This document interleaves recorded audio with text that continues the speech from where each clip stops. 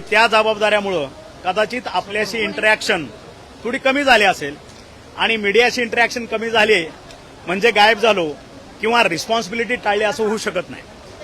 राहिला विषय हा जो 2 दिवस मीडियानं जो चालवला याचा खरं तर ह्याची माहिती घेणं गरजेचं आहे. मी माननीय मुख्यमंत्री आपले माननीय उपमुख्यमंत्री यांच्याशी माझी चर्चा झाली. अशा कुठल्याही गोष्टीला मंत्रिमंडळानं किंवा मुख्यमंत्र्यांनी स्थगिती दिलेली नाही फॉर युअर काइंड इन्फॉर्मेशन. एक भाग. दुसरा भाग, आता 3190 कोटीचा हा घोटाळा झाला. ज्यावेळेस तुम्ही बघितला असेल 108च्या बाबतीत 10,000-12,000 कोटीचा घोटाळा झाला. पण हे सगळं काम करत असताना ज्याच्यामध्ये महाराष्ट्र शासनाच्या तिजोरीतून 1 रुपयाही कुठं समोर गेलेला नाही, अशा केसमध्ये आभासी जगामध्ये जगायचं आणि घोटाळे झाले म्हणायचं आणि एखाद्याला पर्पजली बदनाम करणं हे चुकीचं आहे. तुम्ही एक गोष्ट लक्षात घेतली पाहिजे की तुम्ही पेपरलाही बघितलं असेल, तुमच्या माध्यमातून मी मीडियासमोर ज्यावेळेस मंत्री होतो त्यावेळेस सांगितलं की न भूतो न भविष्यते असे 24 महिन्यामध्ये 42 निर्णय आरोग्य विभागामध्ये आपण घेतले. त्याचं संपूर्ण महाराष्ट्रातल्या सर्वसामान्य जनतेनं स्वागत केलं. वारीच्या बाबतीत गिनीज बुक ऑफ वर्ल्ड रेकॉर्डमध्ये 3दा आपलं नाव आलं. चांगल्या पद्धतीनं सेवा केल्या. ज्यावेळेस मोफत उपचार 15 ऑगस्ट 2023ला आपण इम्प्लिमेंट केलं त्यावेळेस ह्या तमाम महाराष्ट्रातल्या सरकारी हॉस्पिटलची संख्या आयपीडी असेल किंवा ओपीडी असेल हे जवळपास तिप्पट झाले हे तुम्हीच मला सांगितलं. आणि त्या केसमध्ये मध्यंतरीची परिस्थिती त्याच्या अगोदरची आपल्या सर्व पीएससी पासूनच्या जिल्हा रुग्णालयापर्यंतची होती. त्या ठिकाणचं असणारं अतिशय घाणेरडं वातावरण किंवा अस्वच्छता, मी प्रत्येक रिजनमध्ये जाऊन पीएससी पासून वरपर्यंत सगळ्या व्हिजिट केल्या आणि त्या ठिकाणी म्हणून त्यावेळेस सुद्धा एक मोहीम मी राबवली होती. तुम्हाला आठवत असेल, सुंदर माझा दवाखाना. त्यावेळेचे गावकरी, तिथले लोकप्रतिनिधी, सरपंच, आमदार, जिल्हा परिषद सदस्य आणि संपूर्ण आमचा आरोग्य विभागाचा स्टाफ ह्यांनी ती मोहीम प्रत्येक महिन्याला राबवायची. त्याचे फोटोग्राफ अपलोड करायचे वरिष्ठ अधिकाऱ्यांना. तेही केलं, त्यानंही ते कंट्रोलमध्ये होत नव्हतं. आणि म्हणून तुम्ही बघितलं असेल आमच्या अगोदर वैद्यकीय शिक्षण विभागानं अशाच पद्धतीचं मेकॅनाइज्ड क्लिनिक सिस्टम राबवली.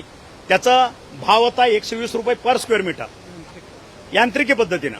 अगोदरचा तुम्ही जो सांगितलं की 70 कोटीमध्ये, एक ध्यानात घ्या, 70 कोटीमध्ये मॅन्युअली महाराष्ट्रातले जवळपास 2,500 हॉस्पिटलची स्वच्छता मेंटेन करणं शक्य आहे का हे तुम्ही अनालिसिस करा. आणि ते शक्य नव्हतं. आयपीडी ओपीडी वाढलेली होती. म्हणून हे यांत्रिक पद्धतीने जाणं हे खात्याकडनं ज्यावेळेस हे पुटअप केलं गेलं त्यावेळेस मी त्यांना सांगितलं की बाकीच्या खात्याची माहिती घ्या.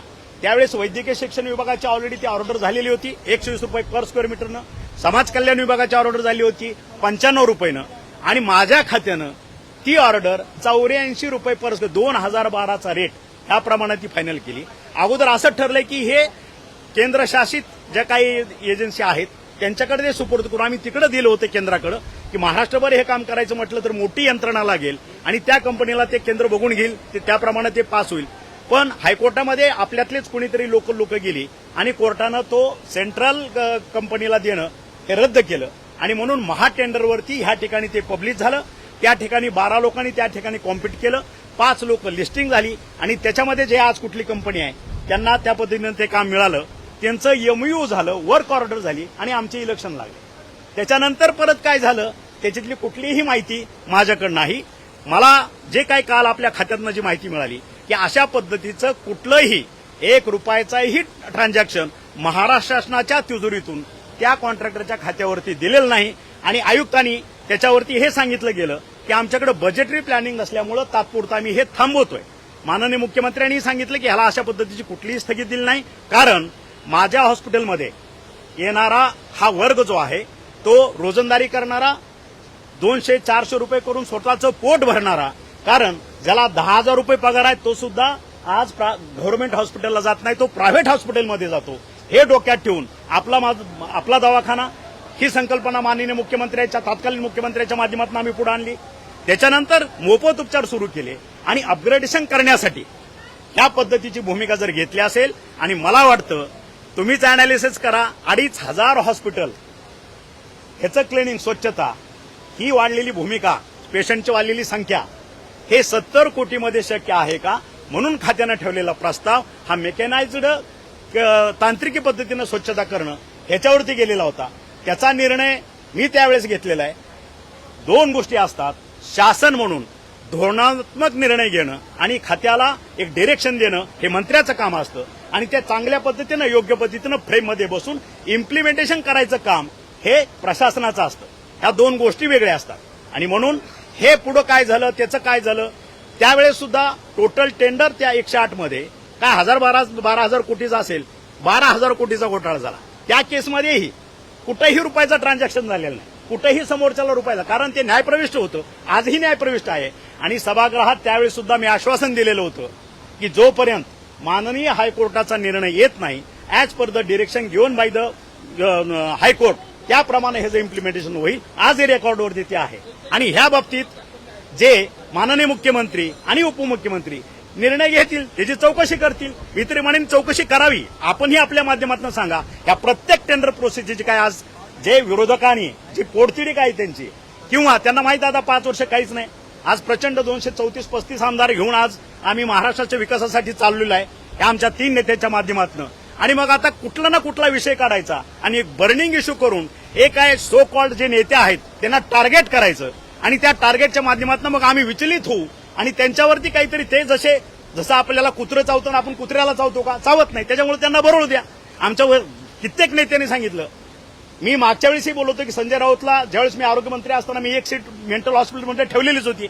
आजही आजच्या जे काय सध्याचे आमचे आरोग्यमंत्री आहेत आमचे प्रकाश आंबेडकर त्यांनाही आज विनंती करतो की अजूनही यांना त्याची गरज आहे, सायकॅट्रिकची गरज आहे, त्यांच्याकडनं त्यांना चेक करून घ्या. त्याच्यामुळं हे टेक्निकल बाब आहेत याच्यामुळं फारसं खोलात मला वाटतं मी जे आपल्याला एक्सप्लेनेशन दिले याच्यामध्ये आपणही खोलात जा आणि काय अडचण असेल तर परत मी आपल्या समोर येतो आणि त्याचं उत्तर देतो. तुम्ही सरकारला, सेंट्रल एव्हिएशनला, गृह खात्याला सगळ्यांना अंधारात ठेवलं, सगळ्यांना फसवलं असं सुद्धा आरोप तुमच्या वैयक्तिक कारणासाठी तुम्ही माजी मंत्री असल्याचा गैरफायदा घेतला असं विरोधक म्हणतात. विरोधक काय म्हणलं तर त्यांचं परसेप्शन आहे. त्यांच्या परसेप्शनला मला उत्तर द्यायची काय गरज नाही. त्यांनी प्रत्येक केलेल्या प्रश्नाला मी उत्तर देवच. It is not mandatory on me. लक्षात लोकशाहीच्या अधिकारामध्ये जसा समोरच्याला प्रश्न विचारायचा अधिकार आहे त्याचं उत्तर द्यायचं की नाही हा सुद्धा अधिकार माझा आहे. ठीक है. हमें हिंदी में बताइए, आप जब ये आरोग्य मंत्री थे तभी एक मिनिट.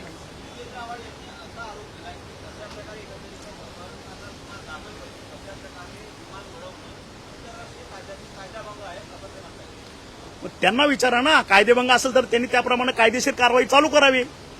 बरोबर आहे का नाही. हे मला विचारून काय. एक वडील म्हणून 100 व्यक्तींच्या कुटुंबाचा प्रमुख म्हणून मला जो निर्णय घ्यायचा होता, मी जी काय सगळ्याकडं एक विनंती केली, सगळ्याकडं सहकार्याची अपेक्षा केली, एक बाप म्हणून माझी चूक नाहीये. आणि माझ्या ठिकाणी आपल्यातला कुणीही किंवा स्वतः जितेंद्र आव्हाड आणखी कुणी ह्या ठिकाणी असतं तर वडिलाचं कर्तव्य म्हणून जे करावं लागलं असतं ते त्यांनी सुद्धा केलं असतं. एवढंच मला आपल्या माध्यमातून सांगायचं आहे. असं आहे की याच्यावर खूप राजकारण केलं जातं, शेवटी हा तुमच्या कुटुंबातला प्रश्न आहे. पण नेमकं त्यावेळेला काय घडलं होतं, ती घटना नेमकी काय होती, ती जरा सांगितली तर त्याच्यावर सांगायचं एकच काम आहे की एक लक्षात घ्या, माझ्या कुटुंबातली जे काही तरुण पिढी आहे पुढच्या आमच्या 5 भावांची ती 11 मुलं आहेत आणि आमच्या ह्याच्यातला एक अलिखित नियम आहे असा की कुठलाही माझा मुलगा कुठल्याही बिझनेससाठी किंवा कुठल्याही ह्याच्या माझ्या कारखान्यावर किंवा कुठल्या माझ्या ऑर्गनायझेशनमध्ये जात असेल तर जाता जाता आमच्यातली पद्धत आहे की सकाळी 1 तासामध्ये आम्ही एकमेकाला इंटिमेट करतो. दे आर इंटिमेटिंग मी, साहेब मी इकडे चाललोय किंवा मी इकडे चाललेलो आहे, मी दिल्लीला चाललोय, मी आणखी कुठं चाललेलो आहे, हे सगळं माहित होतं. आणि त्यानंतर जे काय त्या दिवशी घडलं विदाऊट इंटिमेशन असं झालं कसं आणि मोबाईल स्विच ऑफ झाला त्याच्यामुळं मी थोडा पॅनिक झालो आणि पॅनिक झाल्यामुळं ह्या पुढच्या ऍक्शन मी नाही, माझे सगळेच पुतणे, माझे सगळे भाऊ, माझ्या कुटुंबातले सर्व सदस्य सगळे पॅनिक झाले. कारण माझ्या कुटुंबाची गेले 60-70 वर्षातली ही परंपरा आलेली आहे चालत. त्याच्यामुळं